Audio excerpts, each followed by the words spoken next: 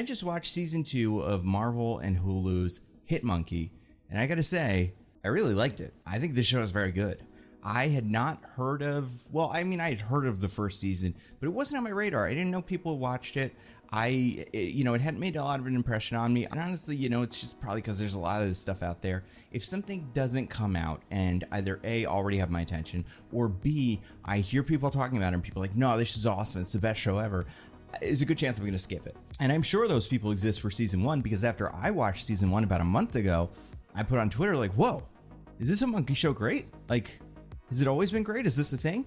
And I didn't get a ton of responses, but the people that did respond were like, oh yeah, this show's awesome. I don't know why it's not a bigger hit. And I don't even think it's like Marvel oversaturation or anything like that. I just think there's a lot of shows out there. There's a lot of really good television out there that can hold people's attention. So it is tricky, like it's hard to break through. But okay, so some context. Hitmonkey is a character from comics, from Marvel Comics. He kinda knows Deadpool.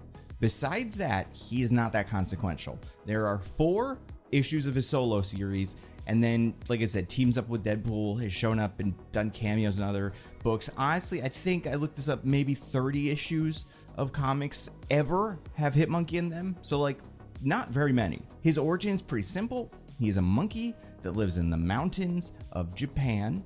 He lives with his other monkey tribe. They're all, kind of intelligent. They're more intelligent than animals. They can't speak to people or anything like that. But when a person shows up who is very injured, they're able to nurse him back to health, put him in their hot spring, take care of him. Turns out he's a hitman who had just been double crossed and is, on death's door. But he gets better. As he gets better, he starts training. One of the monkeys watches him train and is like, oh, this is cool. This is interesting. And then the people that were after this hitman show up and kill the hitman and all of the monkeys except that one that watched him train. So then that monkey gets revenge. That's the whole first season. Now it gets more complicated than that because who he's getting revenge on changes as the narrative goes forward. It's like he's constantly trying to climb up the Japanese criminal underworld. But how does he do that? Because he's a monkey, he doesn't know any of this stuff. Well, the guy, the hitman who was killed, shows up and is like connected to him now as a ghost. So he advises Hitmonkey, and his name isn't Hitmonkey, his name is Monkey, but the comic's called Hitmonkey, I call it Hitmonkey. He advises Monkey, tells him how to dress, tells him where to go, how to use certain weapons, so that it appears like this is just the smartest monkey ever who knows just very naturally how to be a hitman, when in reality he's kind of getting coached. The hitman himself gets way more characterization in the show than he did in the comics. In the show, this character is played by Jason Sudeikis, and he's very much a drinking, womanizing, not taking anything seriously kind of assassin. He will remind some people, I guess, of Deadpool, which makes sense because he loves to make references and quip. But I think if you showed this to a lot of people, the comparison that would come up the most is Archer, because this character feels a lot like Sterling Archer in that he is irresponsible. He is a great assassin, and Sterling Archer's a spy, but spy and assassin, same thing essentially in these universes. And at the same time, he's got all kinds of trauma and stuff, and they got to work through that over the course of the show. Like Bryce, the character that is the hitman, very Archer coded. Also, on the other side of things, the studio that made Archer also worked on Hitmonkey, and you can tell it has a similar kind of hand-drawn design. It's very kinetic when it needs to be, like there's lots of action, but it's got the same amount of I don't even know how to describe it. This is why I'm not a good animation critic. I guess the characters have the same naturalistic dialogue you would expect from Archer, because that was one thing I think Archer was great at. It sounded like people talking to each other, and at the same time, the character design and the characterizations are both real, but also kind of imperfect in a way that feels more real. I don't know, I think that's what it's going for, right? Because this is a superhero show, technically, even though, and it exists in Marvel Comics, not a whole lot of Marvel characters show up besides Hitmonkey and the Hitman, or Bryce. There are 2, I would say, named Marvel characters that show up in season 1. One is Lady Bullseye, who shows up in most of the marketing, so she's not a surprise. And the other one just shows up in season 10, and it's like, whoa, he's here? That's fun. But really, it's very light on the Marvel cameo stuff. And then season 2, they go to New York, so you'd figure, they're going to bump into Spider-Man and the Fantastic Four and Daredevil. Nope, none of those things. It is very much its own thing. Now, this was part of this originally, the plan was to do a MODOK show, which they made, which I liked. I know some people weren't humongous fans of, but I think was fun.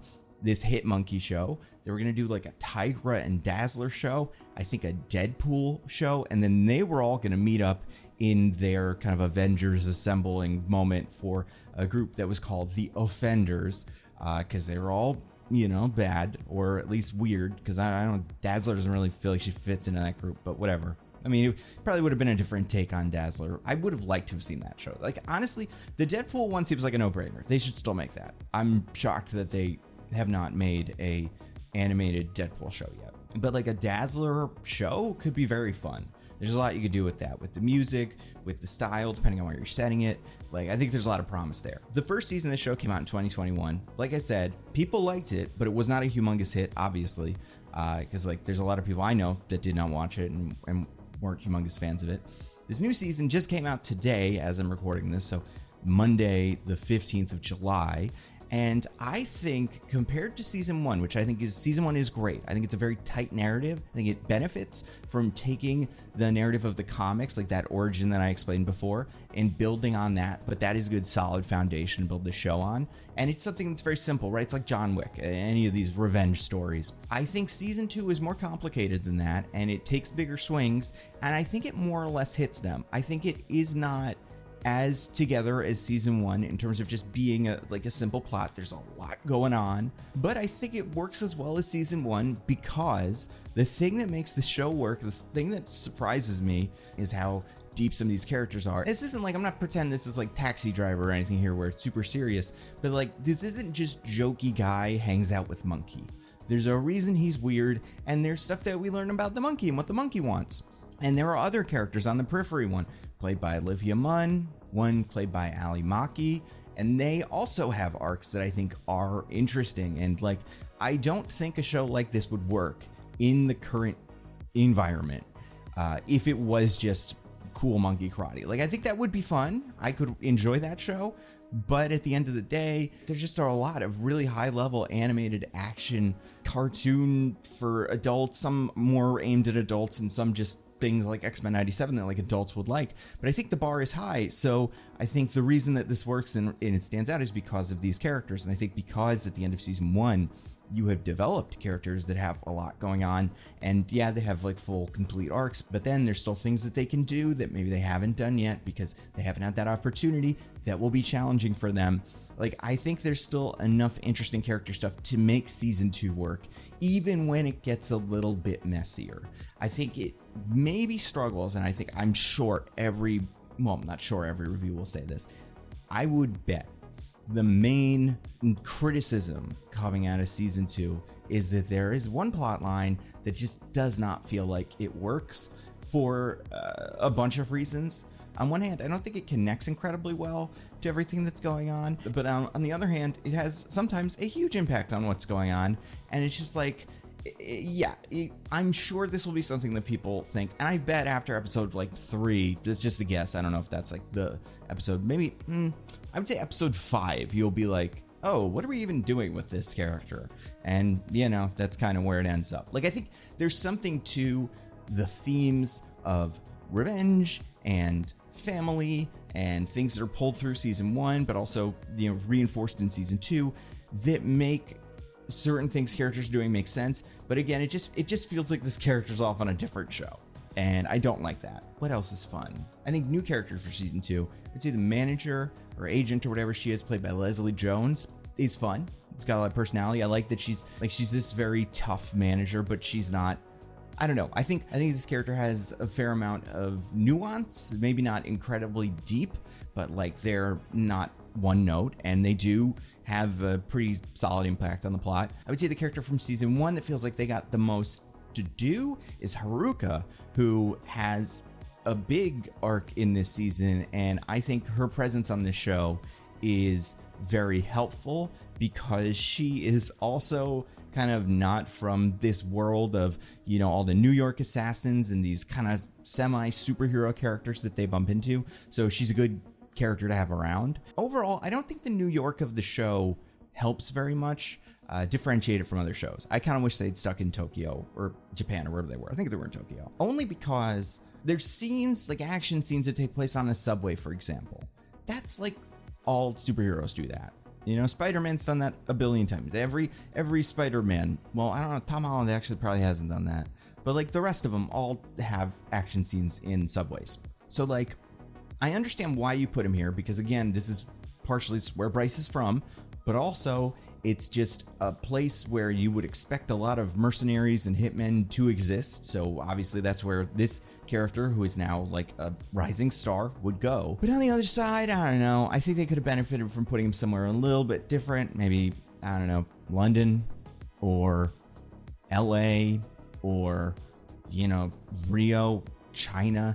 I don't know. They had some opportunities, I think. I do think the New Yorkiness of the season 2 made it feel, I don't know, a little similar to other superhero media, but in the way that season 1 being set in Japan did help to define this show's identity. Christina Milioti, it's fun in this. Olivia Munn comes back. There are a bunch of other new characters, including a couple of voices that I was spending a lot of time going like, oh, that's somebody, right? Like Rob Corddry will pop up, or Stephanie Beatrice. So there is like a lot of talent on this. That's the thing with this show, right? The first season was not a humongous smash hit, yet it was well received, and I guess Marvel or Hulu, Disney, whoever's, you know, in charge of this was like, let's do another one.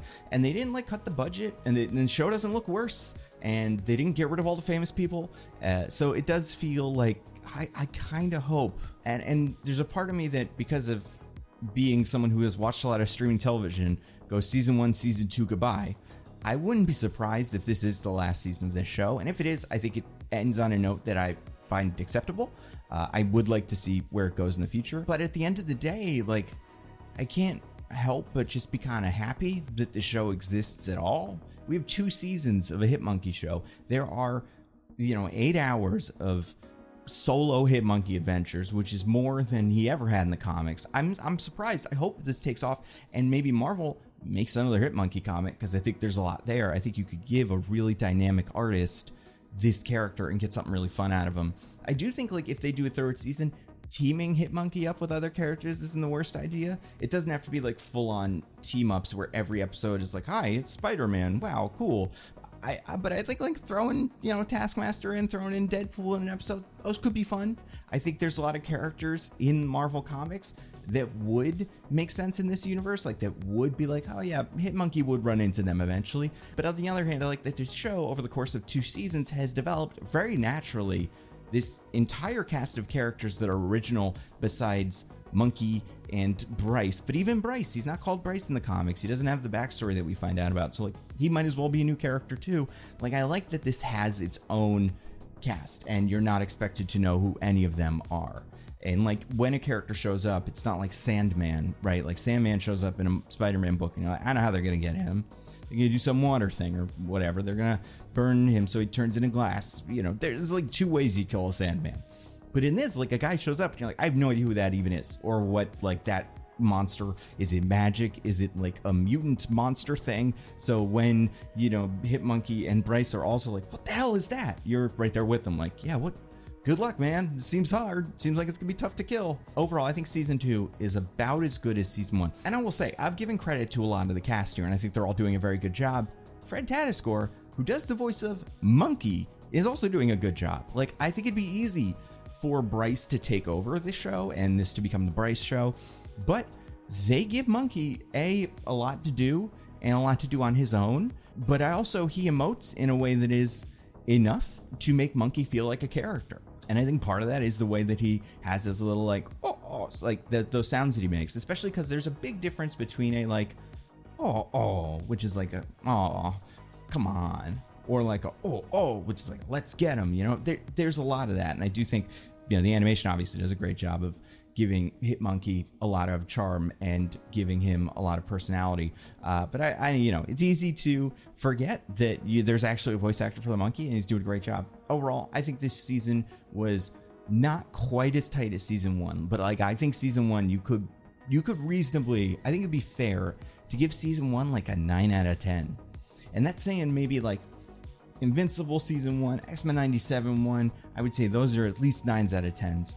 I would say this is maybe like an 8, maybe 7. I don't know. There's really not much I didn't enjoy about it. I think the overall arc, the plot is interesting. It's not really hard to follow. And I think pretty much everything except for the Japan stuff, which I would like more of, but everything you liked about season 1 of Hitmonkey, you would like again. So if you enjoy Marvel stuff, if you enjoy, there's lots of gore in a way that I think is somewhat like, it's a little bit over the top, but it's also like he's cutting people in half with a sword. And also there's magic guys that are just exploding dudes. So like the dudes explode. And that I appreciate. I like that they talk like people, they curse, right? Like a big monster shows up out of the sewer and they all go, oh shit, what's that? Right? Like that's fun. So if you like that, if you liked Archer, if you like Harley Quinn, I do think this is far more accessible than something like Harley Quinn. Like if you watch the season of Harley Quinn and you were like, I enjoy this, but I'm missing like half the jokes, Hitmonkey does not have that problem. It is completely, you could jump right into it. If you like those things, I think Hitmonkey season 1 for sure and season 2 are for you. I think it's a good time. So thank you all for watching. Like, subscribe, all that stuff. Stay safe, and I'll see you next time.